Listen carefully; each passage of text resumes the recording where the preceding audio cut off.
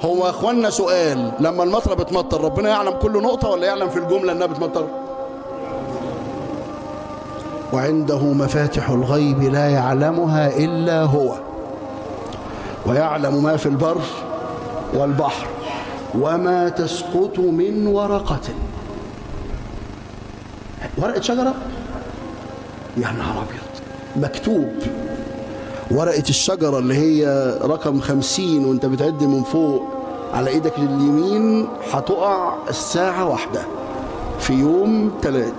هيجي شوية هوا باردين شوية كده هيطلعوا من المعادي ويخشوا على الشجرة دي وهي واقفة بره بعد صلاة العشاء بساعة بالظبط. مكتوب ده اللي بقوله ده كمان، ده هو أدق من كده، مكتوب أدق من كده.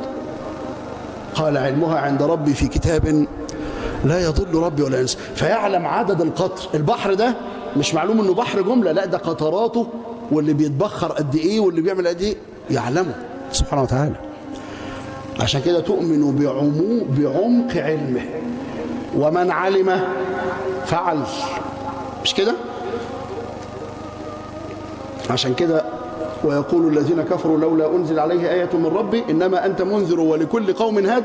خد بالك أنت منذر وخد عقيدة، أنت مش بدعا من الرسل، ده احنا بعتنا لكل قوم رسل زيك كده، أنت مش حاجة جديدة. فاطمئن، هم بيبطلوا عليك.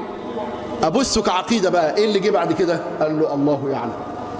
عشان من علم فعل. انا اعلم بيقولوا ايه واعلم ادق من ذلك، ده هم بيقولوا اهو بصوت مرتفع وانتوا عارفينهم، لكن انا اعلم ما هو ادق من ذلك. الله يعلم ما تحمل كل انثى وما تغيض الارحام وما تزداد. الرحم ينكمش بعد الطلق، في الطلقه ينكمش عشان يطلع طلقه الولاده، ويزداد لما يريح من طلقه الولاده، او يحمل مولود فيتضخم عشان خاطر المولود بالسنتي بالسنتو سنتي. انا اعلمه. عشان كده الحديث فإذا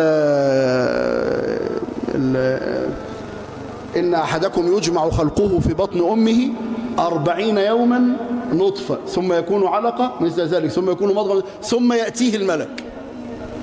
طب الملك لسه جاي دلوقتي، بس أنا في عندي هنا حتة فاتت، إنه إزاي بيحصل التلقيح.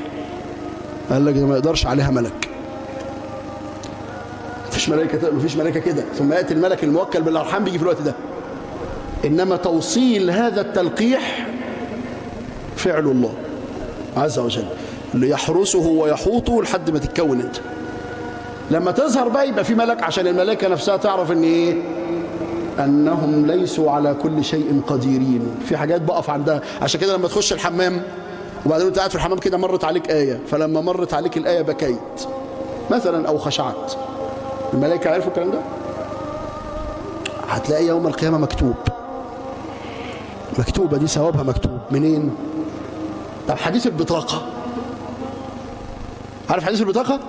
يجي الملائكة والميزان ويتحط كل حاجة وبعدين السيئات تعمل والحسنات، فالراجل يلاقي سيئاته رجحت على حسناته، فيقول له الله عز وجل لكنه قد قضيت ألا يظلم عندنا اليوم أحد. مفيش ظلم، لا ظلم اليوم، كل حقك هتاخده، بقي لك عندنا شيء. ايه يا رب الشيء ده؟ بطاقة مكتوب فيها ايه؟ قال لك الملائكة مش عارفين ايه البطاقة دي، بس ده موكل مؤهل، مخلوق مؤهل انه يكتب الحسنات والسيئات.